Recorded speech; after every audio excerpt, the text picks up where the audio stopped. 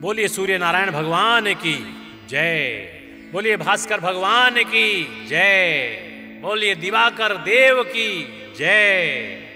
प्रिय भक्तों, सूर्य देव सर्वशक्तिमान है और इनसे शक्ति और ऊर्जा प्राप्त करने के लिए हम आपके लिए लेकर आए हैं एक बहुत ही चमत्कारी मंत्र, एक ऐसा प्रभावशाली मंत्र जिसे प्रातःकाल सूर्य भगवान को जल देते समय आदि आप सुन लेते हैं तो आपका कल्याण ही कल्याण है। आपका शरीर में शक्ति का संचार होगा, आपके मन में ऊर्जा का संचार होगा, बल बुद्धि सभी स्वस्थ हो जाएंगे और आप शक्तिशाली हो जाएंगे, क्योंकि स्वयं सूर्य भगवान भी शक्तिशाली हैं। इनका आराधन, इनकी वंदना, इनका अभिनंदन करना हम प्रातःकाल जब आरंभ करते हैं तो ये हम पर कृपा दृष्टि डालते हैं। प्रिय भक्तों, प्रातःकाल उठकर स्नान आदि करने के पश्चात हाथ में जल का लोटा लेकर उगते हुए सूर्य के सामने जाएं और ऊपर हाथ करके, जैसा बताया जाता है, जब जल देंगे तो हमारे द्वारा बताए गए इस मंत्र को सुनते रहिएगा और फिर देखिएगा कि किस प्रकार से कुछ ही दिनों में आपका चमत्कार होता है। कम से कम 11 बार इस मंत्र का श्रवण ज़रूर करें, हमारे द्वारा बताए गए इस मंत्र को लगा दें और जल देते रहिएगा आप। बहुत ही चमत्कारी मंत्र है, बहुत ही प्रसिद्ध मंत्र है जो आपके लिए हम लेकर आए हैं, सुनिएगा। ओम ह्रां ह्रीं ह्रों सूर्याय नमः। ओम ह्रां ह्रीं ह्रों सूर्याय नमः।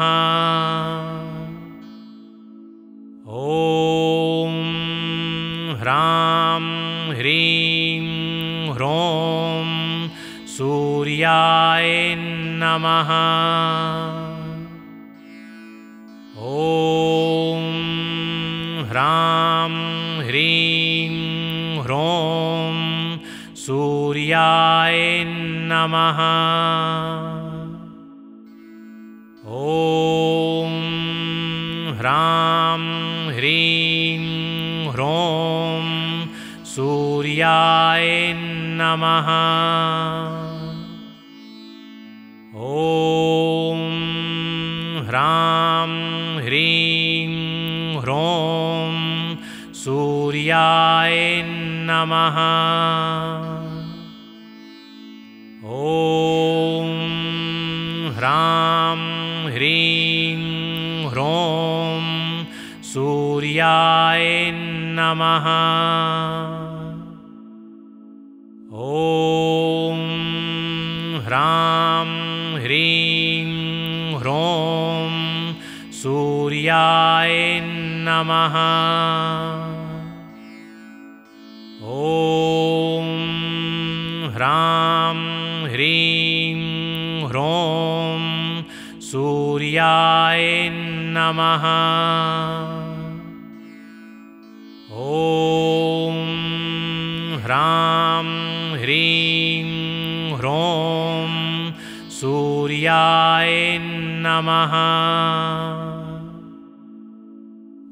ओम ह्रां ह्रीं ह्रों सूर्याय नमः।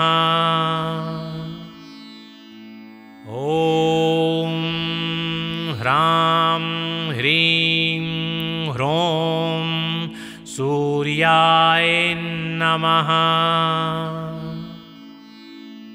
ओम ह्रां ह्रीं ह्रों सूर्याय नमः।